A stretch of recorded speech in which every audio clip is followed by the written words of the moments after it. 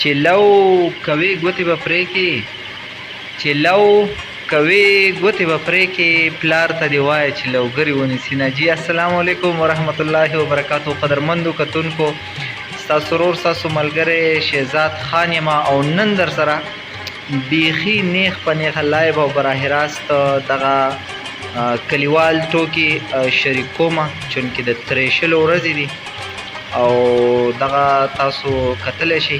موږ راغلي یو چونکې نن د صدیق پیر صاحب تریشل دی، د پیر صاحب تریشل راغلي یو او ما ویل ورګه چې د کتونکو سره دا هم شریک کو او د دې یو خپله مزه وي، چونکې لو ته خو زما ملا ماته خو د دې خپله یو مزه وي. او بیا چې دغه شانته کې هلکه ټیټ شه، ها دغه شان چې کوم دی نو ورته ټیټ شي او تریشل والا اواز وکړي چې هلکه بس دغه دې ودرو لږ سټاپ شه، نو د دې یو جدا مزه داسې سړي له مزه ورکوي. بهرحال داسې خو نه ده پکار، خو بس کله کله هسې سړی په جذباتو کې لاړ شي که نه، د دې خپله یو مزه چې د تریشل ودرې. بهرحال تاسو کتلی شئ لایو براه راست دغه کلیوال ټوکې مونږ سره.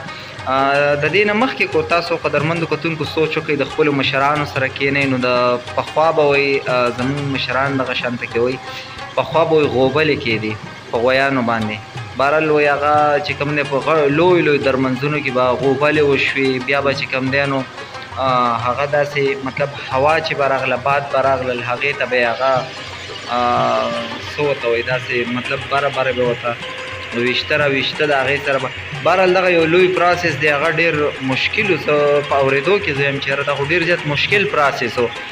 نو اوس چې کوم دی اوس خو ترېشلې دي او اوس دغه لاسه کې اوس چې لونه هم کومه دي که تاسو کتلي دلته خو هم اوس ډېر زیات راله د پنجاب سایډ یا بهر ملکونو کې چې څومره دي نو هلته لو هم اوس په دغه باندې کېږي، کوم مشینونه چې دي د هغې خپله.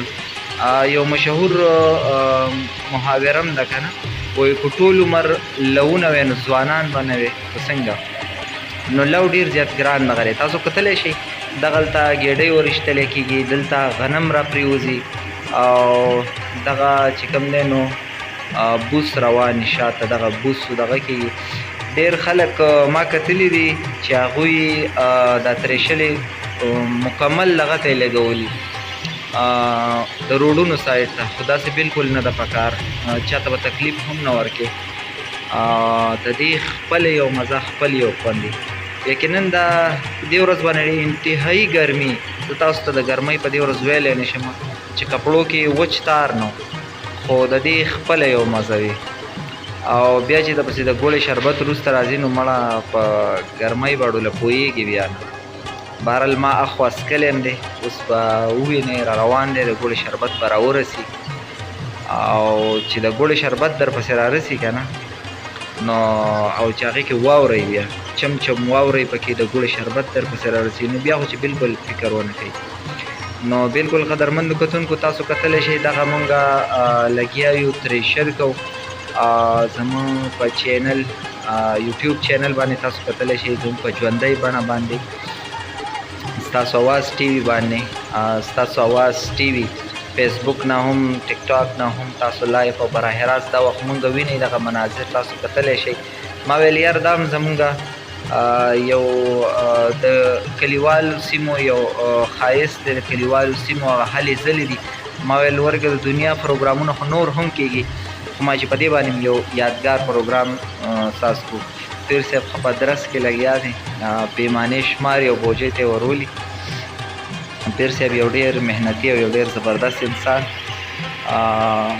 تاسو کتلی شئ مخکې را سره ویډیو ګورئ چې شربت کله را ورسي.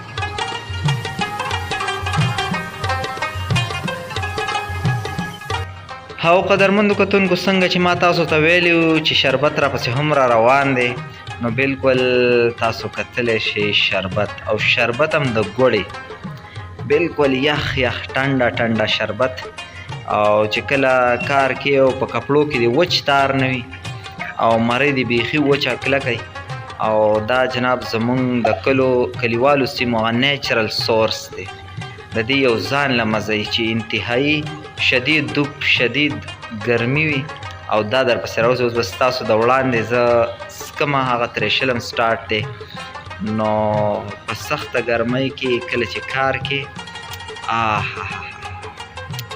ارمان مرګ دی نه وی یار، یو بېله مزه یې ده. اوس تاسو لرې کنې تاسو باندې مې هم غټه مزه کوي یار.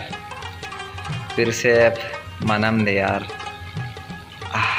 څه مزه یې وکړه یار، زبردست. او قدرمندو کتونکو تاسو کتلی شئ دا مهال ترېشل په ختمېدلو باندې شو، شربت ډېره زیاته مزه وکړله، تاسو کتلی شئ دغه بوس وشو او ترېشل ختم شو، دغه بوس تاسو کتلی شئ. او د دې نه علاوه څومره ترېشل هم چې بس په اخرو ساګانو باندې اخري ګېډۍ ورویشتې او ترېشل تقریبا ختم شو. دغه دانې دي دا به ترې اوس خپل خپل ځای ته ورسوي، دې نه پس به ساړې تلې. ډېره زیاته مننه قدرمندو. इस वीडियो को लाइक करें, हमारे चैनल को सब्सक्राइब कर बेल आइकन जरूर प्रेस करें हमारी लेटेस्ट वीडियो सबसे पहले देखने के लिए।